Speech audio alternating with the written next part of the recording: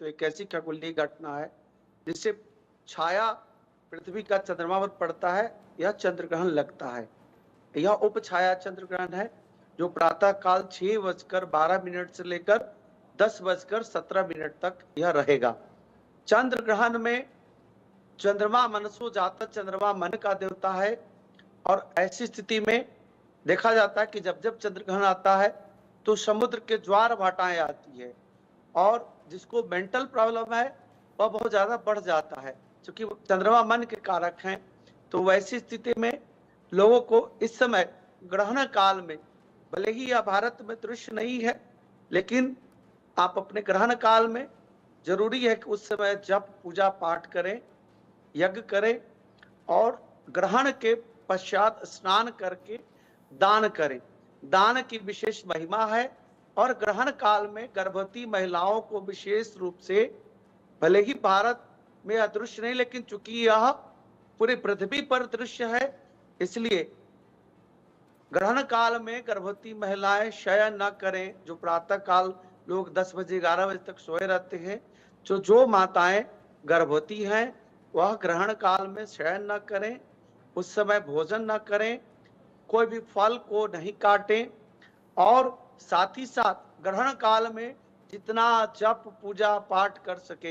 हालांकि भारत में दृश्य नहीं होने के कारण सूतक जो है वह नहीं लगेगा, मंदिर के पट बंद हो जाते हैं ग्रहण काल में, लेकिन भारत में दृश्य नहीं है।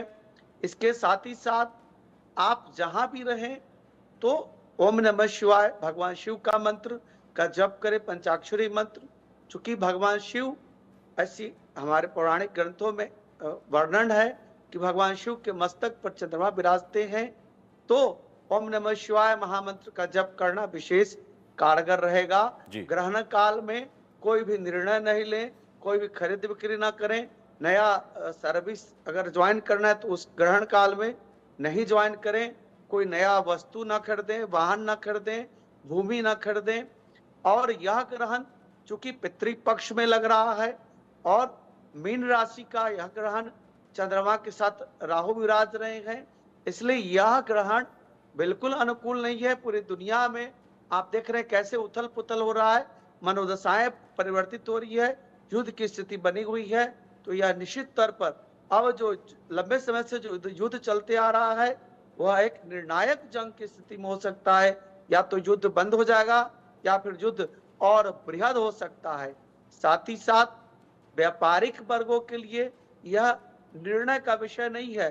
शेयर में बहुत उठापटक दिखता है ग्रहण काल में। ऐसा मानता है कि जिस दिन ग्रहण होता है उस दिन शेयर जो है वह निश्चित तौर पर बहुत नीचे होकर के खुलता है या फिर बहुत अप होता है। और साथ ही साथ बारिश से बहुत ज्यादा परेशानी होती है। जब चंद्रमा का प्रभाव पृथ्वी पर पड़ता है और समुद्र पर पड़ता है तो समुद्र में ज्वार भाटाएं आती है, जिससे उथल पुथल और बहुत कहीं कहीं बहुत ज्यादा बारिश की स्थिति भी उत्पन्न होती है। तो इसलिए चंद्र ग्रहण के समय जितना ज्यादा से ज्यादा हो सके आप जप करें, पाठ करें। जो रोगी है वह भोजन न करें। अगर प्यास लगी है तो कुशा अथवा तुलसी का पत्ता डाल करके जल को पान करें, और महामृत्युंजय मंत्र विशेष रूप से ओं ह्रौं ओं जुंक्षा भूर्भुवः स्वः त्र्यंबकम यजामहे सुगंधि पुष्टि वर्धनम उर्वारुकमिव बध्नान् मृत्योर्मोक्षीमामृतात् भूर्भुवः स्वरो जुंक्षा ह्रौं ओं। अपने उचित अच्छे स्वास्थ्य के लाभ के लिए महामृत्युंजय मंत्र का जप करना लाभकारी होगा। जो आर्थिक रूप से परेशान है वह त्रिपुर सुंदरी राजराजेश्वरी का षोडशी महामंत्र ओं ओं श्रीं श्रियै नमः, ओं ह्रीं श्रीं का इलहरिंग हा सकलहरिंग सकलहरिंग, यह विशेष रूप से धन की प्राप्ति के लिए महामंत्र दिया गया है। ग्रहण काल में यह महामंत्र का जप करें। और जो शत्रु से परेशान है वह ओम ह्रीं बगलामुखी सर्वदुष्टानाम वाचम मुखम पद्म स्तंभ है जिह्वाम किलय किलय बुद्धिम विनाशाय ह्रीं ओम फट स्वाहा। इस महामंत्र का जरूर जप करें।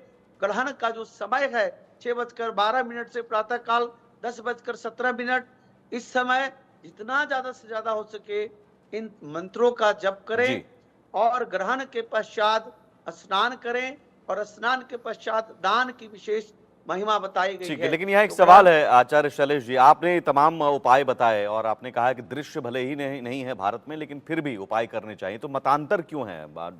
आचार्य डॉक्टर मोहित शुक्ला जी कह रहे हैं कि नहीं, अब दृश्य नहीं है तो हम उस असर नहीं हो सकता है और ऐसे में कोई खास उपाय करने की जरूरत नहीं है।